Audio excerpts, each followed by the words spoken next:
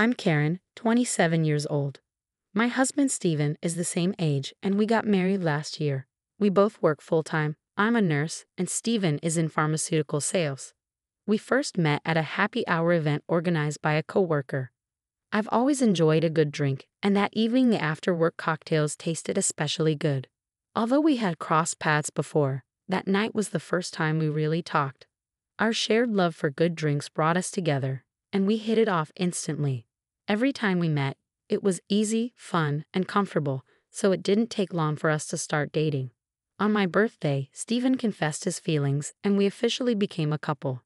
Our favorite dates involved discovering hidden gems that served great drinks. While I love wine, Steven is into steak. Our different tastes made our dates even more enjoyable as we got to introduce each other to new things. As our relationship progressed, I started thinking about marriage, and that's when I learned more about Steven's background. His parents divorced when he was young, and he never knew his father. Raised by a single mom, Steven is very close to her and had never moved out of his family home. I wondered if this was a flaw or if it simply showed how much he valued family. At the time, blinded by love, I saw it as a positive trait. Steven was kind, incredibly handsome, and seemed perfect in every way. I felt so lucky to marry such a wonderful man that it almost scared me. Little did I know, a terrifying married life awaited me. Before the wedding, I often dined with my mother-in-law. She would always tell Steven, "Karen is like a daughter to me, don't let her get away, marry her soon." I told Steven how happy this made me and how much I looked forward to becoming part of their family. Steven, who is great with people, also had a stellar reputation with my parents, so everything went smoothly and we got married.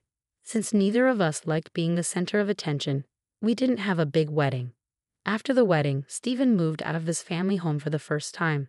However, out of concern for his mom, we chose an apartment just a 10-minute walk from our place. In hindsight, that was a mistake, but it's too late to change that now. My mother-in-law, who once treated me like a daughter, changed after the wedding. She started treating me like a mortal enemy and began visiting us daily. I gently told Steven, "I appreciate that your mom visits every day, but it's hard for me to relax. Could you ask her to come less often on work days?" Steven responded, "Why? We're family now. Mom gets lonely, she loves to talk and hates being alone. I wish she'd be more understanding. This is my home too, and I can't tell her something I don't believe. If you have something to say it yourself, I won't." Steven refused to see my point of view, and I was surprised by his unexpected response. From that day on, Steven would get moody whenever I mentioned anything about his mother, so I started holding back to avoid arguments. My mother-in-law took advantage of this. Before I knew it, Steven had given her a spare key. One day, I came home to find her cooking in our kitchen without asking. Shocked to see her in my space, I couldn't help but ask sharply, "What are you doing here?" without asking. She shot back, "What's going on with your fridge? It's practically empty. I've never seen such a lifeless fridge. Do you even cook? Don't tell me you're always buying deli items." I couldn't hold back any longer. "I shop for fresh ingredients daily. I heard your fridge is always packed like a traffic jam. It's impressive you manage that. I just bought ingredients today. Sure, we have deli days, but I also cook to save money. And by the way, deli food these days is pretty good. Don't you ever try it?" But my mother-in-law wasn't backing down. "I'd rather not have Steven eat food when we don't even know who made it. This is what happens when he marries an incompetent wife. I should have taught him to be more discerning about women." Sparks were flying between us. Once I started airing my grievances, I couldn't stop. "Do you see the shopping bag, mother-in-law? There's not a single deli item in it. I'm busy, so could you please not get in my way? You're not even a guest anymore since you let yourself in." Mother-in-law stormed out, her face red with anger. "I'll tell Steven about this," she snapped. I had more to say, but she left before I could continue. I knew I was in the right, and even though it made me uncomfortable, I wasn't wrong. I shook off the bad vibes and started cooking pot roast. Then Steven came home, his face a splitting image of his angry mom. "What did you say to Mom?" She called me crying. "How could you be so cruel when she was just trying to help because you're busy?" I was baffled. First off, breaking into someone's home isn't a surprise. If it is, then burglars should be forgiven if they call it a surprise, right? This happened because you gave her a spare key. She could have come when one of us was home. It's not only unnecessary but also intrusive.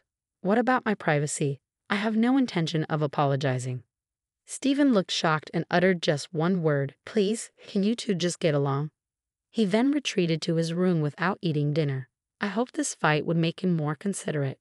For the next few days, we barely spoke. I couldn't stand the tension, so I finally brought it up. What do you want to do going forward? I don't want a relationship where we don't communicate. Let's talk. Stephen finally opened up. Mom's remorseful. She was crying yesterday, worried you would never forgive her. The root cause was me giving her the spare key. I'm sorry, Karen. I didn't care about mother-in-law as long as Stephen understood. That was enough for me. My weakness showed, and I forgave him, even though I knew in the back of my mind that my fault was forgiving too easily. Stephen immediately called mother-in-law, and she came running, happy to be summoned.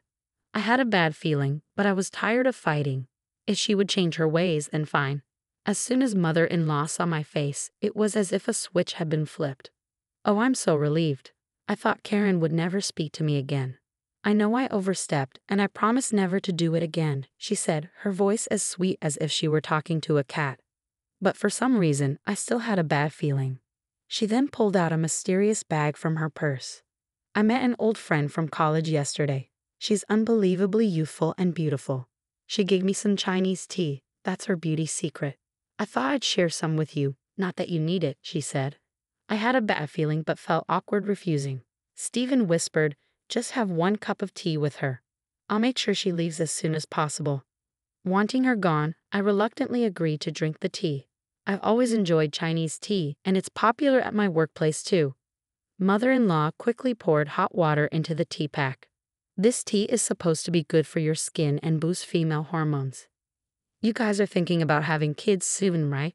If you like it, I'll tell my friend to get some for you, she said, placing the cup in front of me. The aroma was a bit unusual, but I took a sip anyway.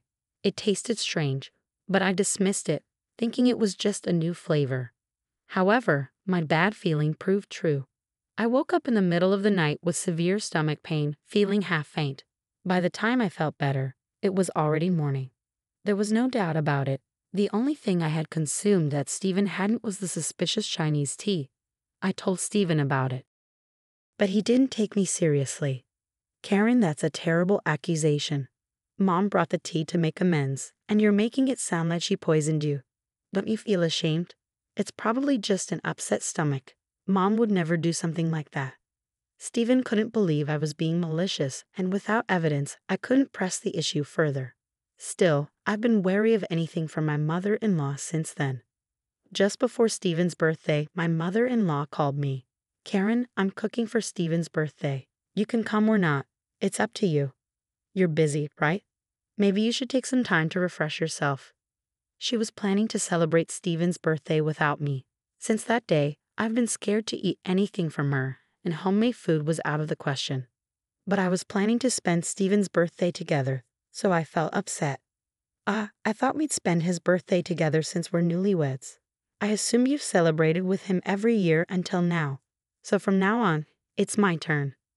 Before I could finish, she cut me off. Anyway, I want Stephen to come home. You don't have to come, Karen. We can celebrate your birthday next month, okay? I decided to leave the decision to Stephen. That night, he said, "Did you hear? You're free to do whatever you want that day." He chose his mother over me without hesitation, and I was getting fed up. On Stephen's birthday, he was in high spirits, and it made me feel sick. My feelings for him started to wane as he seemed to enjoy celebrating with just his mom, becoming more of a mama's boy. They started dining out together more frequently. I was busy with work and couldn't focus on this all the time, and a month flew by. When it was my birthday, I assumed we'd celebrate at our favorite restaurant as usual, but Stephen surprised me. Mom wants to celebrate your birthday with us. She'd be happiest if you two got along. I was so shocked I froze. Stephen, still in high spirits, didn't notice.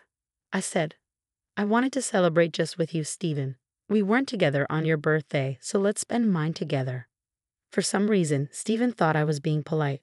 No. You don't have to hold back. Mom offered, so it's fine. He just didn't get it. I had no choice but to be firm. "Stephen, no offense to your mom, but I want to spend my birthday just with you. I want to go to our special restaurant." Then Stephen suddenly got angry. "Don't waste Mom's kindness. You're heartless. Why haven't you noticed that Mom didn't invite you to my birthday? Just do as I say, it's already a hassle. I was done arguing. When my birthday finally came, instead of being at a restaurant, we were at home. And of course, my mother-in-law was there. Neither of them seemed interested in my low spirits. I started to get angry as I watched them enjoying themselves in the kitchen. Then the lights went out, and the cake came in. I was still angry, but the cake helped me cool down a bit. Before I could blow out the candles, my mother-in-law announced she had a gift. I bought a wine worth $5,000 for your birthday celebration. Let me uncork it right away. The packaging looked worn and the cork was crumbling. Is this what they call vintage? I wondered. Mother-in-law poured a generous amount of wine into my glass. Even in the dim light, I could see the wine was cloudy. Memories of the Chinese tea incident came flooding back. I took a small sip. What is this? I spat it out immediately and turned on the lights. I turned the bottle of my mother-in-law's so-called $5,000 wine upside down in the kitchen sink, and wine flowed down the drain. Stephen quickly grabbed the bottle from me. You're terrible. Apologize to Mom. What do you think you're doing?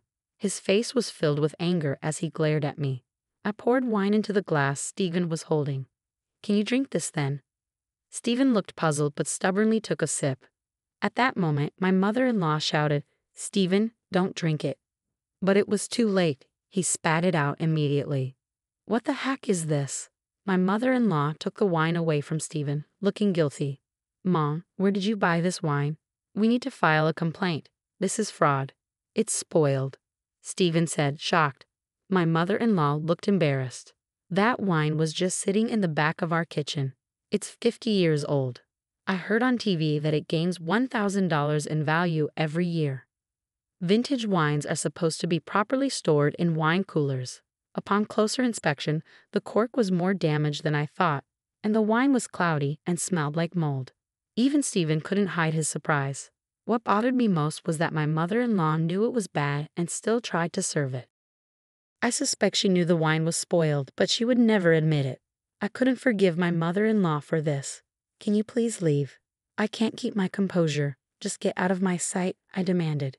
Even as I said this, my mother-in-law kept making excuses to Stephen, as if I were invisible. Despite her clear discomfort, she made a hasty exit. After she left, Stephen said something unexpected. Mom doesn't drink, so she wouldn't know. Good thing we didn't give it to anyone else. Even after all this, Stephen defended his mother, treating it like an innocent mistake. At that moment, my feelings for him cooled completely. My resolve solidified against a man who would defend his mother despite what she had done to me. I had been turning a blind eye to his excessive attachment to her, but now I wanted a divorce. I presented Stephen with the divorce papers I had kept just in case. He was speechless. When he asked why, I said, ask yourself, do you know how much I have put up with? I've reached my limit. Instead of questioning me further, he deeply apologized, saying, I won't do it again. You're the one for me. Then, as if a floodgate had opened, he started confessing to multiple affairs. I had suspected infidelity, but I was shocked to hear about 4 different women. With that, I had no more doubts. I was determined to divorce him. There was no need for a private investigator. The evidence of his affairs was plentiful. During our discussion, he suddenly blurted out, You'll regret divorcing a cool guy like me. Stephen's arrogance disgusted me, and I felt foolish for ever loving such a man. Multiple affairs and being a mama's boy were more than enough reasons for divorce. To avoid complications, I decided to hire a lawyer, even if it would be expensive. Stephen initially resisted the divorce but eventually gave in, perhaps realizing the extent of his mistakes. He went back to his beloved mom. Later it was revealed that his affair was with a coworker, and he was demoted as a result. Unable to be away from his mother, Stephen quit his job. He's apparently job hunting, but rumors spread fast, and he can't find a job in the same field because his workplace affair became public. Still unable to separate from his mother, he ended up working part-time. Given his arrogant and unreliable nature, it's unlikely he will keep the job for long. I need him to work steadily to pay me alimony. For now, the payments are coming in without issue, so I'll take that as a small victory. I later found out that my mother-in-law, who had acted so high and mighty, was a hoarder. Stephen's family home was literally a trash heap. No wonder they never wanted me over. Eventually, the stench became a nuisance to the neighbors, and the police had to intervene. The thought of drinking wine from that house still makes me sick. Stephen can live in his trash-filled home and work his random part-time jobs with his beloved mother for all I care. I may have returned to my old life, but I'm happier now, free from the daily torment. Stephen won't be coming to my workplace anymore, and that's a relief. In hindsight, Stephen had good looks but nothing else. The fact that he's making the alimony payments is a plus, I guess. Breaking up made me realize that love is indeed blind. I've learned my lesson. This time, I'm putting romance on hold for a while. I want to focus on my career and on myself.